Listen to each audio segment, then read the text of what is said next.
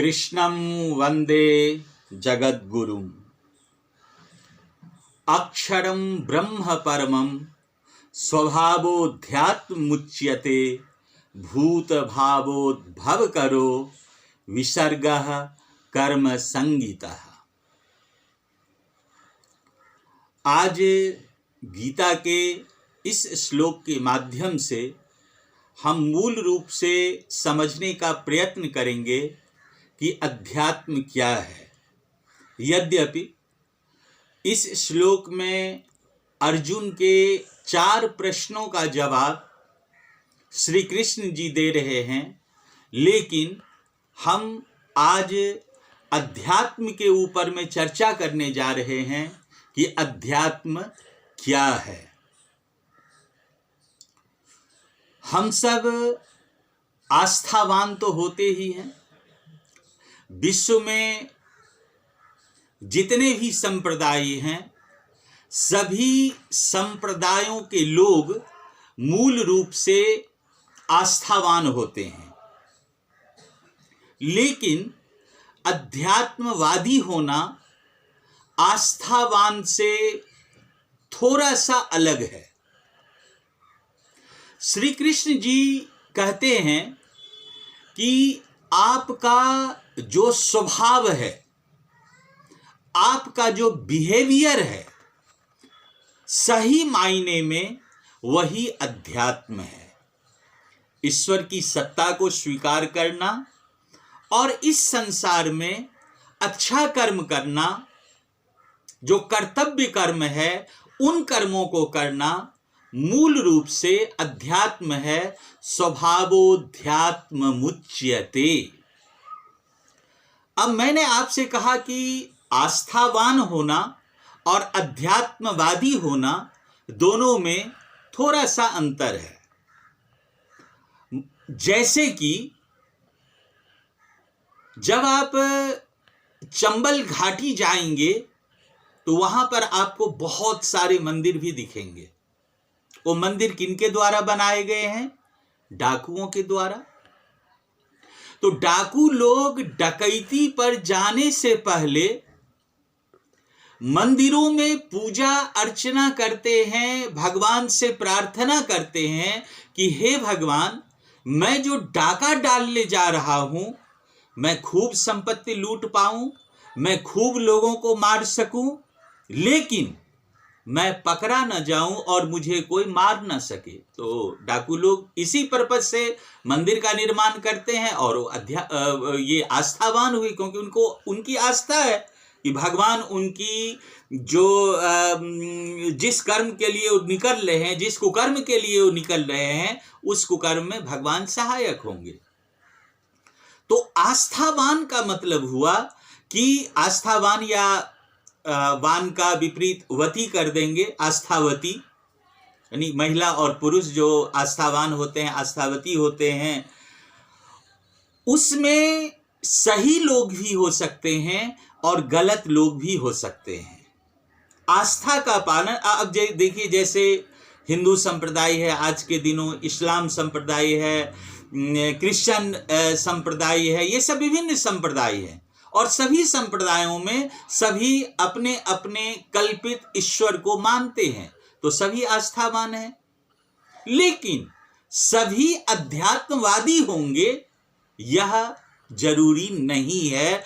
उन आस्थावानों में सभी अध्यात्म को मानने वाले होंगे, वह आवश्यक नहीं है। हाँ, आस्थावान लोग अध्यात्मवादी भी हो सकते हैं। जरूरी नहीं है कि जो डाका डालने जाते हैं वही परमात्मा की पूजा उपासना करते हैं। जो पेपर देने के लिए जाते हैं, जो किसी काम के लिए जाते हैं, वैसे भी परमात्मा की लोग, अच्छे लोग भी पूजा उपासना करते हैं। तो आस्थावान अध्यात्मवादी भी हो सकते हैं, अध्यात्मवादी भी बहुत सारे हो सकते हैं, लेकिन सारे आस्थावान अध्यात्मवादी भी होंगे यह मतलब नहीं देखा गया है। इस्लाम को मानने वाले बात बात में लोगों को गला काट देने से परहेज नहीं करते। हिंदू में भगवान भगवती को मानने वाले बहुत सारे होते हैं, राम सीता जी को मानने वाले बहुत सारे लोग होते हैं। जब भी शादी विवाह होती है तो गाने में क्या बजता है? कि लड़का में राम का स्वरूप, दुल्हा में राम का स्वरूप देखा गया और दुल्हन में सीता को देखी गई। इस तरह से गाने बजते हैं और 4 दिन के बाद उनमें से बहुत सारे डाइवोर्स लेने के लिए लाइन में खड़े दिखते हैं। तो आस्था उनकी राम में है, आस्था उनकी सीता में है, लेकिन उनका अपना जीवन उस तरह का नहीं है। तो आस्थावान होना एक अलग बात है, अध्यात्मवादी होना एक अलग बात है। जब राम और सीता में हमारी आस्था होगी और उसके साथ तदनुरूप मेरा जीवन भी होगा, तो हम क्या हो गए? हम अध्यात्मवादी हो गए। अब श्री कृष्ण जी इस श्लोक में कह रहे हैं कि स्वभाव ही अध्यात्म है। स्वभाव क्या है? स्व शब्द के यहां पर 2 अर्थ हम करेंगे। एक, स्व शब्द का अर्थ है आत्मा, जो आत्मा के अनुसार चलता है। ठीक है, जो अच्छे लोग होते हैं या जिनके जो अपने अंतरात्मा के कहे पर चलते हैं, वो गलत काम नहीं करते हैं, यह स्वभाव हुआ। दूसरा स्वभाव क्या हुआ? अच्छे कर्मों के प्रति जो मेरा झुकाव होता है। जैसे किसी के बारे में, किसी सही आदमी के बारे में गलत नहीं सोचना। अब मैं यहाँ सही आदमी का प्रयोग क्यों किया? कि मान लो कि कोई पुलिस वाला किसी अपराधी को पकड़ने के लिए उस तरह का नहीं सोचेंगे, तो अपराधी के लिए तो उसका पकड़ा जाना गलत है, लेकिन उसको तो पुलिस को पकड़ना चाहिए और वैसा काम करना चाहिए। तो अपना अपना काम जो अच्छी तरह से करते हैं और किसी सही व्यक्ति को जो परेशान नहीं करते हैं, दूसरों में अपना स्वरूप देखते हैं। दूसरों में अपना स्वरूप देखना क्या मतलब हुआ? मैं भूख से व्याकुल हूं, तो मुझे भूख का पता चल रहा है, तो दूसरा अगर भूख से व्याकुल होगा तो उसको भूख का पता चलेगा। किसी ने मेरे साथ बुरा काम कर दिया, तो मुझे लगता है कि मेरे साथ किसी ने बुरा काम किया, तो हमें यह भी सोचना चाहिए कि दूसरों के साथ अगर हम बुरा काम करते हैं तो उसको भी ऐसा ही महसूस होगा जैसा मुझे महसूस हुआ है। तो ऐसा समझ करके कोई भी व्यक्ति दूसरे व्यक्ति के प्रति हीन भावना ना रखे, बुरी विचार ना रखे अच्छे व्यक्तियों के प्रति। तो इस तरह से जो हमारा चिंतन होता है वो अध्यात्मवादी हो जाना होता है। आस्था में ऐसी बात नहीं होती है, लेकिन अध्यात्म में इसी तरह से जब हम कहीं सफर करते हैं, मान लो हम मेट्रो रेल में ही चढ़ते हैं, सब निकल गया, हम गए अंदर, सीट पर बैठे, सीट नहीं रहा तो खड़े रहे, कोई महिला आ गई, कोई बुजुर्ग आ गई, अनाउंसमेंट भी होता है, तो हम अध्यात्मवादी हैं।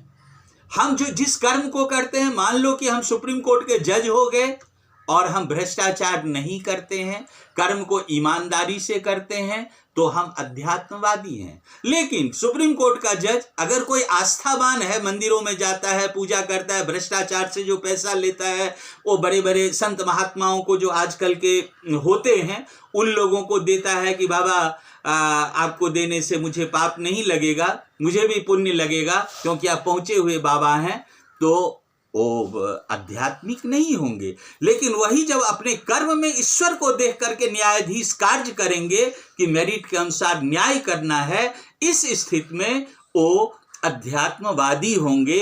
तो स्वभाव हमारा क्या है? स्वभाव हमारा यह होना चाहिए कि हम एक अच्छा नागरिक, अच्छा व्यक्ति बने, प्रत्येक व्यक्ति अच्छा नागरिक बने, अच्छा व्यक्ति बने, यही हमारा स्वभाव होना चाहिए। हमारा जो कर्म है उस कर्म को हमें मन से करना चाहिए, कर्तव्य कर्म से हमें मन को करना चाहिए। अब हम किसी आदमी के बारे में अगर उसकी कोई गलत हैबिट, बैड हैबिट हो गई है, हम बोलते हैं कि अरे उसका तो ऐसा स्वभाव है, तो अरे भाई स्वभाव ही है ना, स्वभाव को तो हमने बनाया है ना, अपना भाव। हम अपना भाव वैसा क्यों रखें? हम अपना भाव जैसा रखना चाहेंगे हमारा भाव वैसा होगा। हम अपने आप को गलत बना लें और हम कहें कि नहीं ये तो मेरा स्वभाव है, ये तो उसका स्वभाव है, ये उसका स्वभाव नहीं है। प्रत्येक व्यक्ति का स्वभाव है मनुष्य का होने के नाते से मनुष्य का लाने के लिए मननशील होना और एक दूसरे की मदद करना, सहायता करना, जहाँ पर कोई किसके काम आ सके उस काम को करना, अपने कर्म को ईमानदारी से करना। आप सच पूछिए तो पूरी गीता का निचोड़ है 18वें अध्याय का 45वां 46वां श्लोक, स्वकर्मणा तमभ्यर्च यथा प्रवृत्तिर्भूतानाम येन सर्वमिदं ततम, स्वकर्मणा तमभ्यर्च।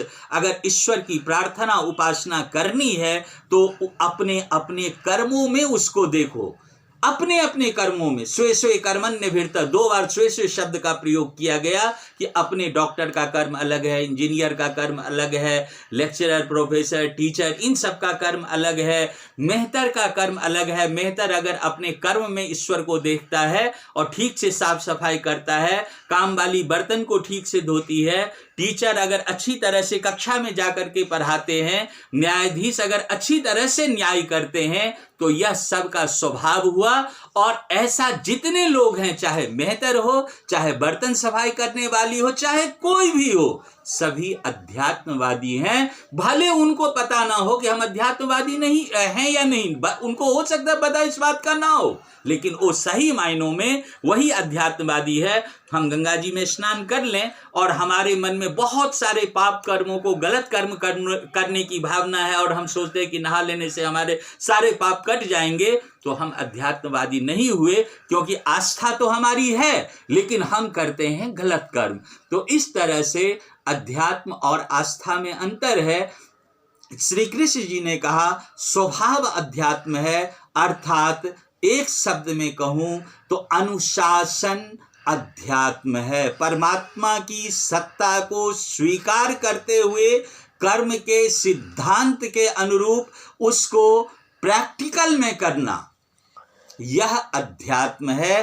तो हम सब आस्थावान बने, कोई आपत्ति नहीं है, लेकिन आस्थावान के साथ साथ अध्यात्मवादी बने, अर्थात अपने कर्म में ईश्वर को देखें, अपने स्वभाव में अनुशासन लाएं। जैसे हम कर्म में ईश्वर को देखेंगे, जैसे हम स्वभाव में अनुशासन को लाएंगे, तो देखिए हमारा भारत देश कितना आगे बढ़ता चला जाएगा और कितना महान पूरे विश्व में होता चला जाएगा।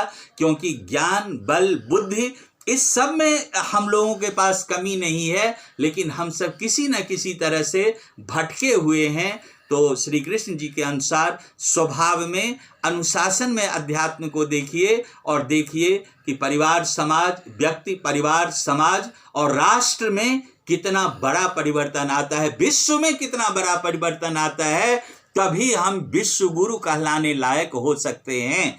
आज के इस स्वभाव में अध्यात्म को देखें। इस श्लोक में इतना ही। आगे पुनः किसी श्लोक को लेकर के आपके समक्ष उपस्थित होऊंगा। तब तक के लिए सबको सादर प्रणाम। कृष्णं वंदे जगद्गुरुम।